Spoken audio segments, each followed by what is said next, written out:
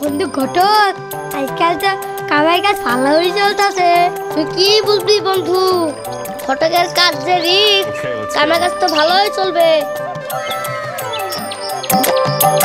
এ বন্ধু দাঁড়া তো দাঁড়া।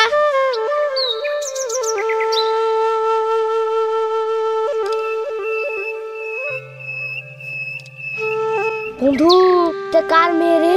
তুমি ছিল না একটা মদনের মেয়ে? হ্যাঁ মদন মানে ওই মদন নাকি ছোটবেলায় যে আমরা একসঙ্গে খেলেছি? তো বড় হয়ে গেছে। বড় তো হবে বন্ধু, আমার কাছে একটা সুন্দর ছেলে আছে, চল মদনকে গিয়ে বলি। না না বন্ধু, তুই ওই মেয়ের কথাই বলিস না।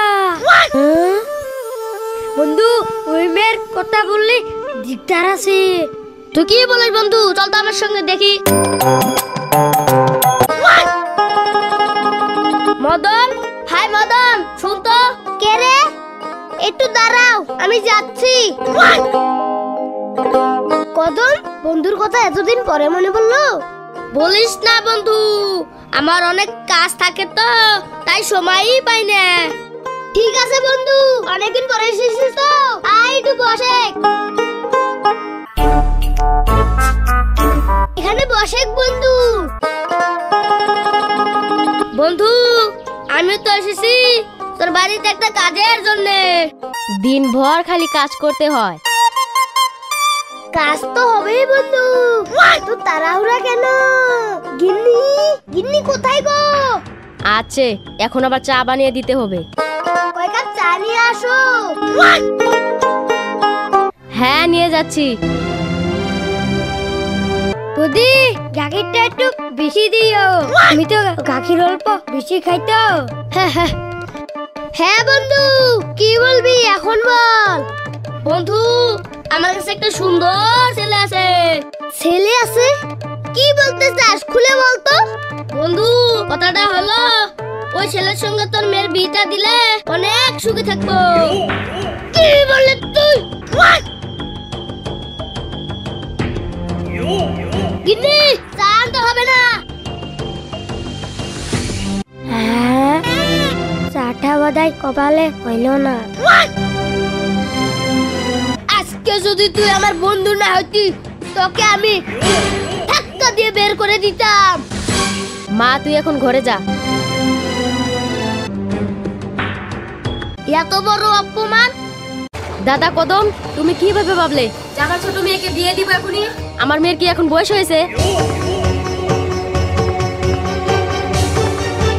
এই মালটার সঙ্গে এসে বোধহয় ফেসে গেলাম। বন্ধু তোরা এখনো দাঁড়িয়ে আছিস?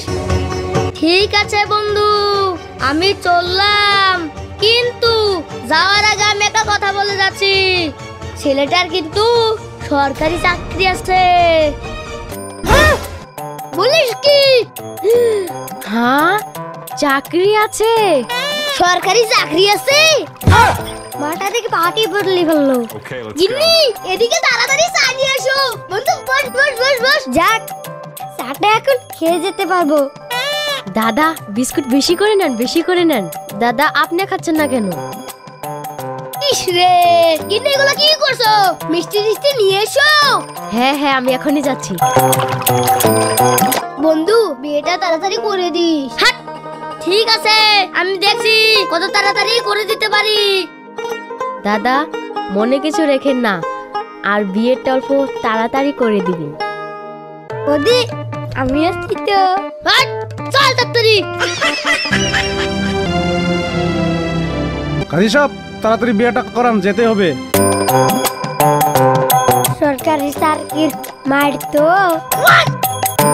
এ গডম সাহেব মেয়ে কোনটা? কি বলেন কাজী সাহেব? মেয়ে এইটা। আমি তো ভেবে আছি মেয়ে এইটা। কি যে বলুন না কাজী সাহেব। মামি এই কালো ছেলের হাতে বিয়ে বসবো না। এই মা কি বলিস? চুপ, সরকারি চাকরি আছে। তাহলে মা ঠিক আছে। ওই এই মেয়ে তো বয়সী অনেক।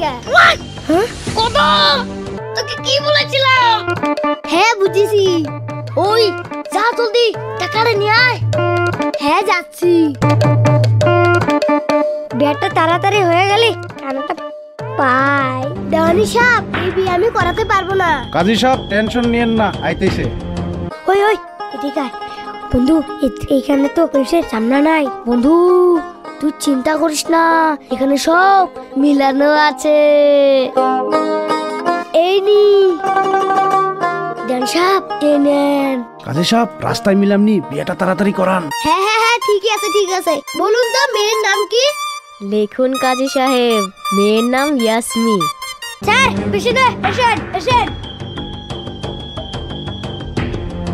এই বাড়ি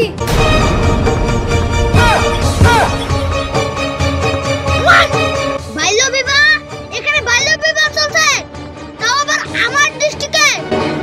বন্ধু কত এখন কই হবে? এ চল মামার ঘরে চল, সব কেটের পাছা লাল করব।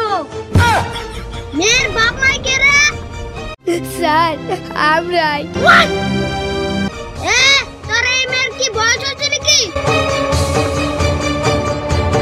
আইনকে তোরা কি ভেবেছিস তোদের সব দিকে জেলে দিব? স্যার স্যার আমার ভুল হয়ে গেছে স্যার, আমাকে ক্ষমা করে দেন। হ্যাঁ স্যার, আমাকে ক্ষমা করে দাও।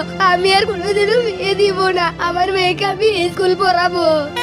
স্যার আমাদের ভুল হয়ে গেছে, আমাদেরকে মাফ করে দাও। আমি আর এই কম বয়সে ছোট মেয়ে বিয়ে দিব না, আর আমাদের এই গ্রামে যদি কেউ ছোট মেয়ে বিয়ে দেয় আমি আপনাকে জানিয়ে দিব।